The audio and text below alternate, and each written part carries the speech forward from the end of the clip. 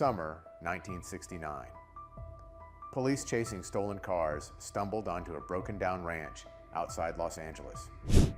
What they found was not just junk and thieves. It was the home of the most infamous cult in America. Before the murders made headlines, the Manson family was not drifting on highways. They were hiding in mansions, old movie sets, and remote desert cabins. Each place started as a shelter. Each place turned into a stage for crimes. Imagine stepping into one of those cabins today. Empty cans on the floor, an old guitar leaning in the corner, the walls still echoing with the memory of orders to kill. How did these ordinary houses and ranches turn into strongholds of terror? The shadows of those hideouts still haunt California. A Sunset Boulevard mansion burned in the 2025 Palisades fire. The ruins of Spahn Ranch were swallowed by wildfire in 1970. A Death Valley stone cabin was gutted by arson in 2009. The buildings may be gone, but the history refuses to fade. In the next few minutes, we'll follow the family's path from Hollywood to the desert and uncover how their so-called safe houses became crime scenes. This is the story of the Manson family's creepy hideouts, the places no one was ever meant to see. In 1968 and 1969, the Manson family moved like shadows across California. They never stayed in one place for long. One week, they were in a mansion near Sunset Boulevard. The next, they were camped on an old Western movie ranch. Later, they hid in stone cabins deep in Death Valley. Each hideout changed the group. Each place shaped what they would later do. The family called them homes, but to history, they became crime scenes. The trail they left behind stretched from Hollywood hillsides to desert canyons. At every stop, something darker grew. In the mansions, they met people tied to Hollywood. At the ranches, they rehearsed control and loyalty. In the desert, they dreamed of survival after the chaos they believed was coming. The map of California became part of their story.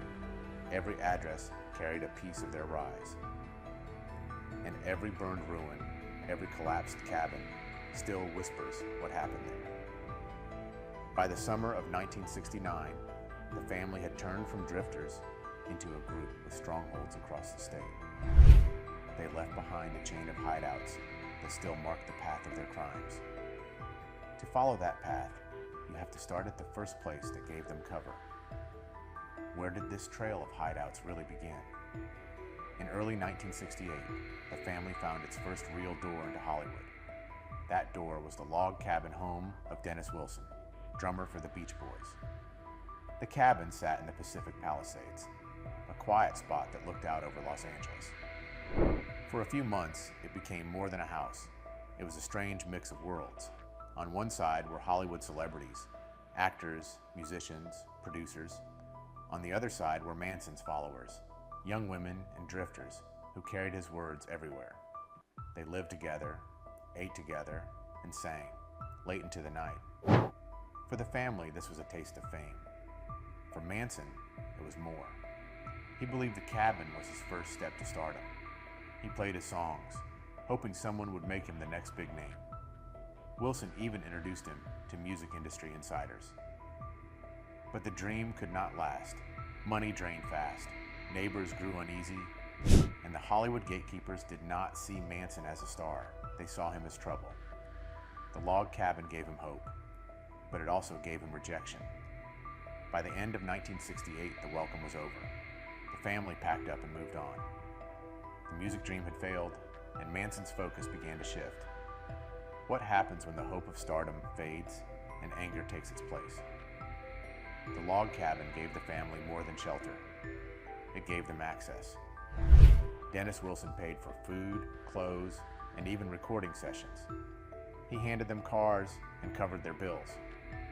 For a time, the family lived like stars without ever earning it. But what looked like kindness had another side. Charles Manson used the moment to tighten control.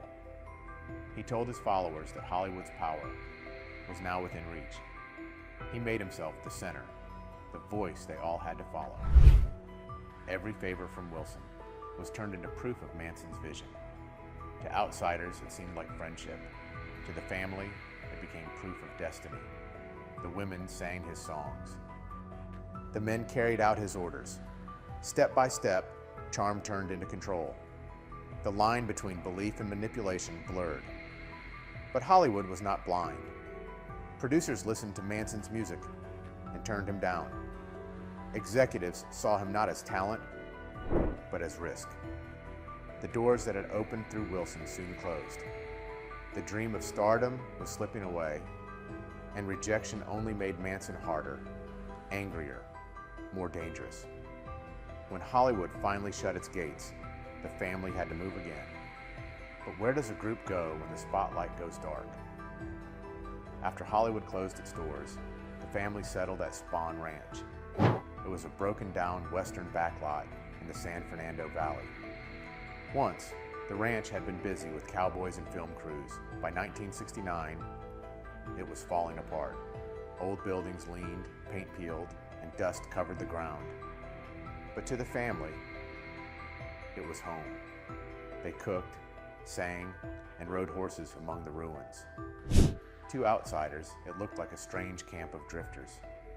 To Manson, it was the center of his world.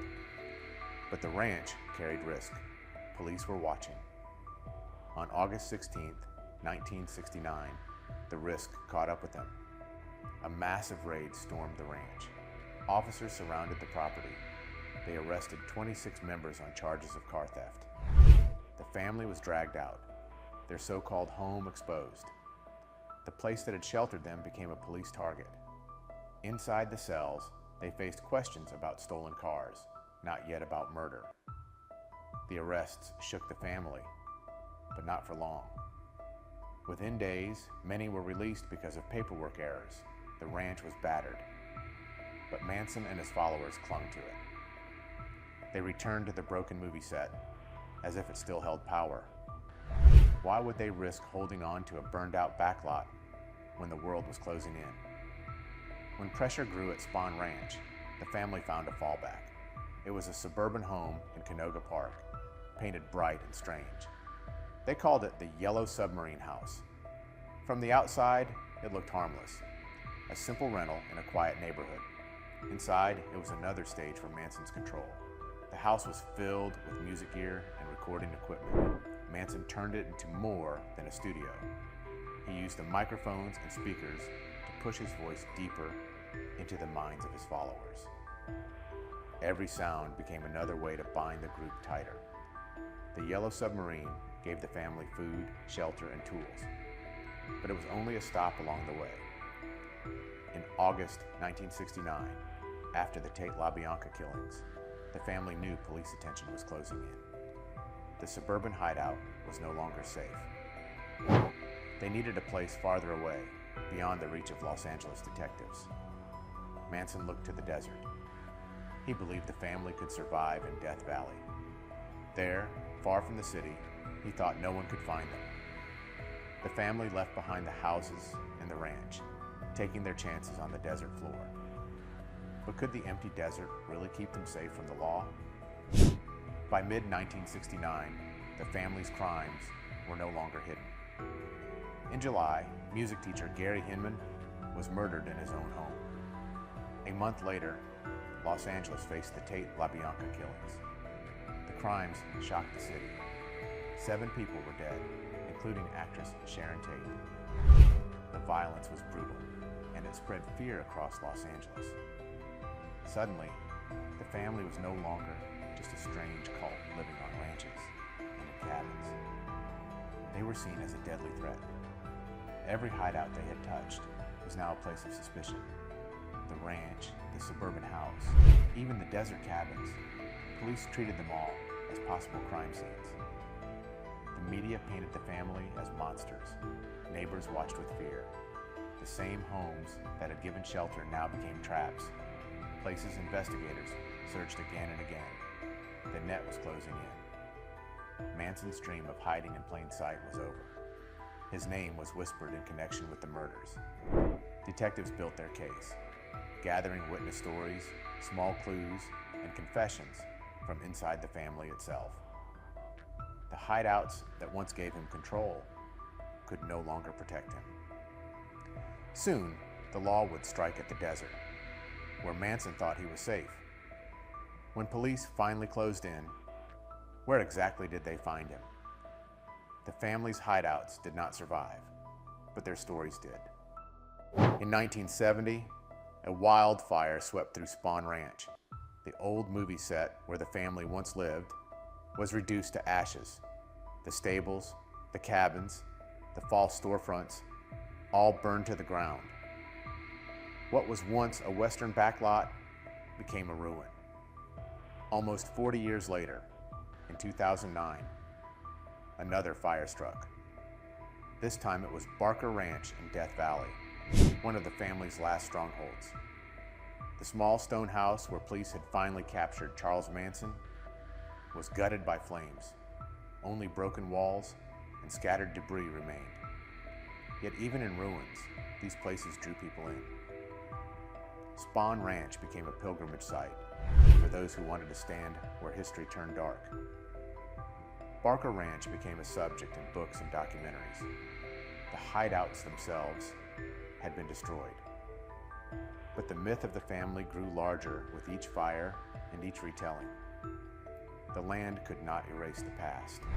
Every burned cabin, every collapsed wall seemed to feed the legend instead of ending it. The homes were gone, but the story was stronger than ever. And still, one question remained. How did the law finally bring Manson down? In October 1969, the desert stopped being safe. Police and park rangers raided the family's hideouts in Death Valley. The cabins that once promised freedom now trapped them. At Barker Ranch, the search turned personal. Officers moved room by room through the small stone house. In the bathroom, they opened a cabinet. Inside, they found Charles Manson crammed under the sink, hiding in silence. The leader of the family was pulled out like a fugitive, cornered in his own home. One by one, the rest of the group was rounded up. The desert stronghold was finished. The myth of safety in the wild collapsed. The family's long run of hideouts had ended with a simple raid. From Hollywood cabins to desert ruins, every safe house had failed them. But what truth do these hideouts reveal about the family itself? The Manson family's hideouts were never just shelters. They were stages, where fantasy, crime, and collapse played out. Hollywood mansions turned into cult dorms. Decayed movie sets became criminal bases. Remote desert cabins became traps. The lesson is clear. Evil doesn't only live in prisons or war zones. It hides in borrowed homes, in places we think are safe. From Sunset Boulevard mansions to the burned ruins of Death Valley, the trail shows how borrowed glamour rotted into fear and ashes. The so-called safe houses were never safe. They were creepy hideouts that revealed the cult's darkness.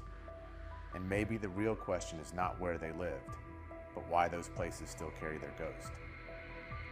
From Dennis Wilson's cabin to the burned ruins of Barker Ranch, the family's hideouts tell a story as chilling as the crimes themselves. They show how glamour, manipulation, and fear can twist safe spaces into scenes of horror. Ordinary homes became cult dorms, movie sets became headquarters, cabins became traps. The places are gone, but their shadows remain. Subscribe for more untold stories, where everyday locations hide extraordinary secrets. And tell us, which hideout reveals the most about the cult? The Hollywood mansion, the burned ranch, or the desert cabin?